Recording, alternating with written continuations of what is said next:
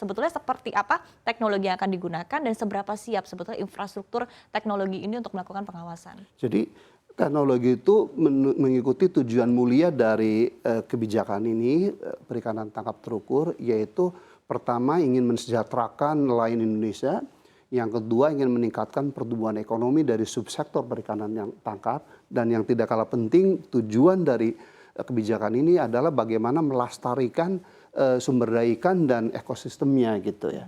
Nah karena itu tadi dibuat kota nggak boleh melebihi tingkat penangkapan itu lebih besar dari 80% potensi produksi lestari.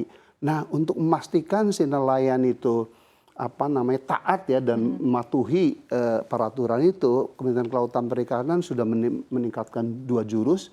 Pertama adalah jurus public awareness, memberikan penyadaran, capacity building, nelayan lagi dididik nih oleh Kementerian Kelautan Perikanan supaya nelayan model dari kampung saya Cirebon yang tadinya hanya one day fishing, hanya 1 hari melaut, lagi dididik bagaimana supaya betah sebulan 2 bulan di laut.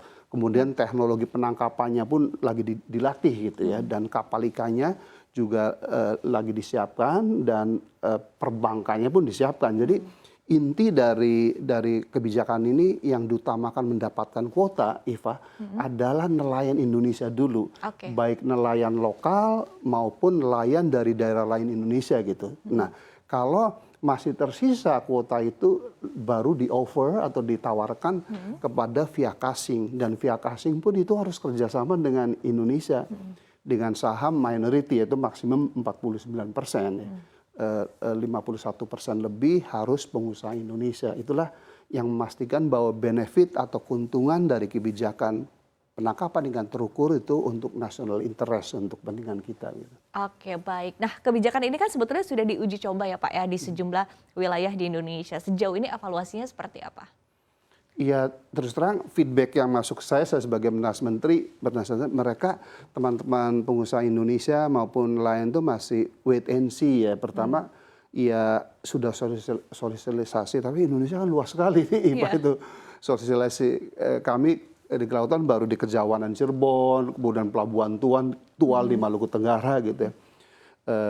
Dan 1 pelabuhan lagi, padahal kita kan masih ada Kalimantan, Papua gitu ya, bagian Sumatera ya. Jadi kami di Kementerian Kelautan Perikanan dimotori oleh Direktur Jenderal Perikanan Tangkap ya, dan Badan Penyuluhan terus lagi melakukan sosialisasi gitu.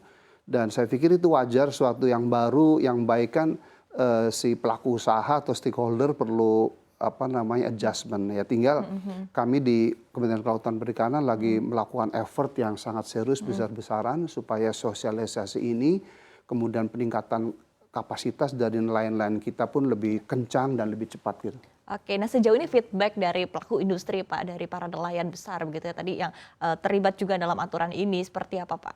Ya, kalau boleh jujur saya mengatakan para pengusaha kita di bidang penangkapan ikan itu terus sama was-was gitu karena negara kita tuh terkenal dengan cepat berubah gitu ya, atau tidak ada policy konsistensi kebijakan gitu ya. Zaman 2014 sampai 2019 kan itu kebijakannya kayak deep environmentalist tuh, kayak ekstrim kanan banget, nggak boleh ini, nggak boleh itu, moratorium, tenggelam segala macam gitu ya.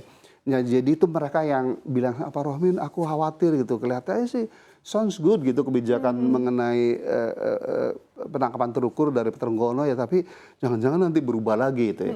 Karena itu saya sih punya keyakinan begitu diimplementasikan di Januari dan pemerintahnya konsisten, pemerintah daerah juga harus membantu ya, karena sebagian dari perizinan yaitu untuk 30 gross ton ke bawah kan tetap di daerah gitu.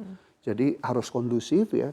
Ciptakan bahwa investasi dan bisnis di penangkapan ikan terukur itu sangat profitable atau menguntungkan, kemudian bersifat jangka panjang ya, dan tidak hanya meningkatkan pertumbuhan ekonomi, juga mensejahterakan rakyat. Dan indahnya dari kebijakan ini, Iva, jadi setiap kapal ikan atau perusahaan yang diberi kuota, misalnya di daerah Arafura, WPP 718, dia nggak boleh mendaratkan ikan atau memprosesnya di Pulau Jawa. Dia harus di pelabuhan perikanan atau kawasan industri yang dekat dengan fishing ground atau wilayah penangkapannya. Itu yang dimaksudkan oleh Pak Trenggono supaya terjadi pemerataan pertumbuhan ekonomi ya. Dan supaya lebih efektif juga ya Pak ya. Lebih efektif, akan lebih efisien gitu. Tapi yang lebih sangat mulia itu adalah pemerataan pembangunan pertumbuhan ekonomi, karena salah satu masalah bangsa kita kan disparitas pembangunan antar wilayah, Iva ya, di mana 60% pertumbuhan ekonomi berasal hanya dari Pulau Jawa, atau padahal luas Jawa kan hanya 5% dari luas Indonesia gitu. Jadi sekali lagi kalau peraturan pemerintahnya keluar dan dilaksanakan secara konsisten, kemudian antara pemerintah dengan pelaku usaha, nelayan itu terus berinteraksi, jangan saling bergunjing, saling membuli gitu, insya Allah ini terobosan yang baik.